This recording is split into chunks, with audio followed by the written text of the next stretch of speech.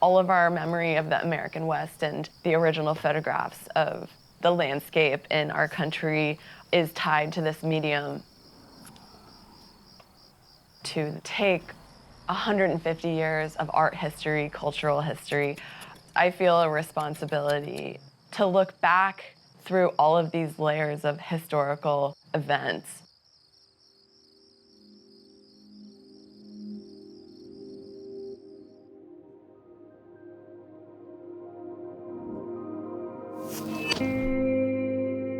I grew up in Columbus, Ohio. My aunt is an artist. She's a commercial designer. So I always knew that it was possible to be an artist as an occupation. And that was what I wanted to be when I was a kid. Aki, sit. Good girl. My dad also had a dark room in the basement, and he gave me my first camera when I was 10. It was a Nikon FM. He let me enlarge like a photo of my classmates from 35 up to like a poster size, like 20 by 24. That's how I came into the arts. My studio instructor during MFA, Tim Bradley, he was definitely pushing us all towards film, larger formats of film, historical processes. One time he presented the series of, I think it's just called Prisoners from 1910, and they were done with dry plate as a part of them being admitted. And he said, you know, you guys are all photographing your families with iPhones and digital cameras. These were prisoners, and they had these beautiful portraits taken of them. And I took that to heart, and I just loved the aesthetic of wet plate. So that's kind of what drew me to it originally. I remember my artist statement when I was in grad school saying that I wanted to have a tactile relationship with photography. And that was before I started shooting wet plate.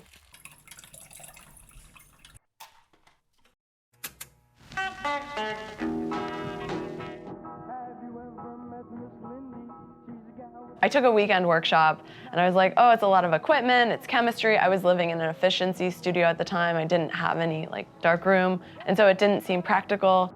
I was reaching out to different wet plate photographers still to work with them, and Luther Gerlach, he's an expert in the process. He knew everything about vintage lenses and everything about chemistry.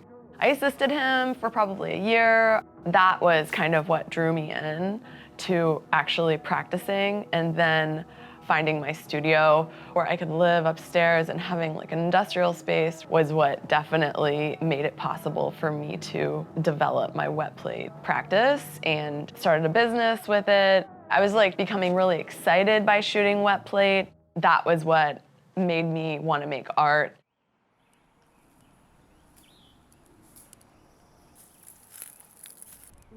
In the 19th century, you had what was called the veracity of photography, which meant that what you saw in photography was believable and reality and existed in the physical world. That because it was photography, there was no space for illusion, there was no space for fabrication or subjectivity. It was objective. Now we all have an understanding that photography can be manipulated, but I think even when looking in this process, there's this sentiment that this is reality. So that was kind of how I became interested in the illusion, visually creating a concept that was not true in a way that looked true. The work that I'm shooting now is really fantastical. Like archetypes and fairies and all of these beings kind of transcend time. Now I have to somehow figure out how to create this type of moss for the mushroom people to like exist under, because it's so small.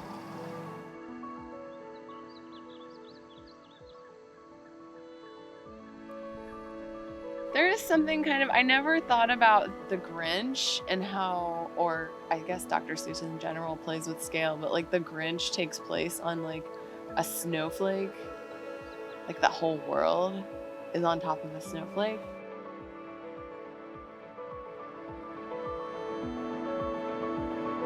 Anytime I'm shooting wet plate, it has given me access to a lot of people and places And that's one thing that helps me just learn about people and places in general, is that way of engaging them.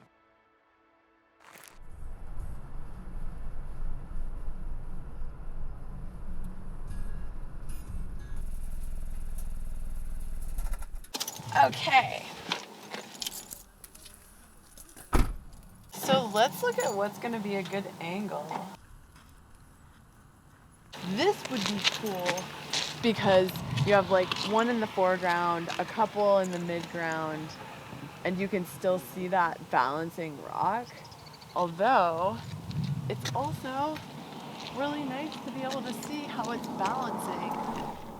This is actually really cool because you get little slices of how it's hanging.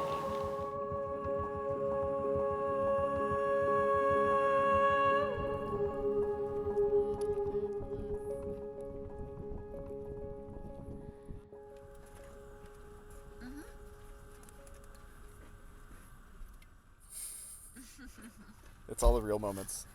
They're real. Eating peanut butter on Well, the I'm gonna put it in the parking lot. eat some of it before I can't touch use anything my anymore. hands. Right, yeah.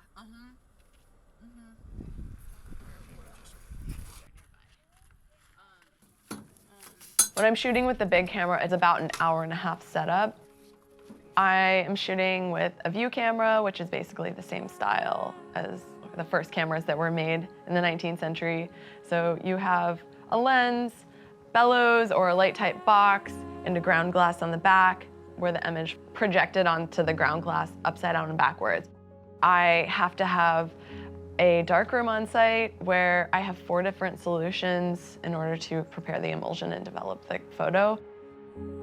Until I get a plate varnished and asphalted and in a frame and to who it's going to or whatever, anything can happen to it.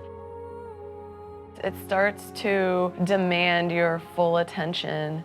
I have like a window where I can probably get 6 shots, and 1 of them will break and 2 of them will be throwaways because the exposure was wrong or I developed for too long. And then there will be this range of ones that are usable where it's like there is one that is perfect. Are you doing like really large format photography? Wow. Yeah, we are. It's gonna be pretty incredible. Yeah, we'll see. We'll see how it turns out. So you can just contact prep that probably, right? Yeah, exactly. Yeah. Amazing, all right. Yeah, thank you. I'm gravitating towards the performance aspect of what I do because it is performative and it is something that is kind of theatrical that people can watch. The physical object of what I create falls between painting and film photography, but there is an aspect of what I do that is performative and that is site-specific and one of a kind, and that you can't reproduce it even if you're shooting video of it.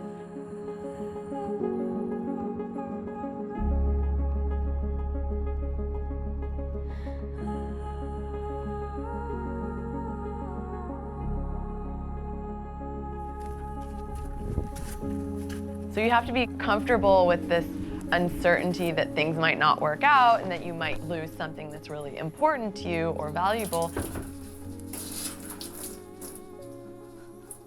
I like the idea of impermanence, partly because of the purity, and I'm connecting more with me being a performance artist now than I have in the past.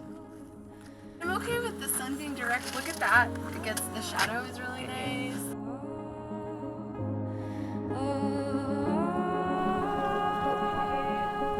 Last shot of the day.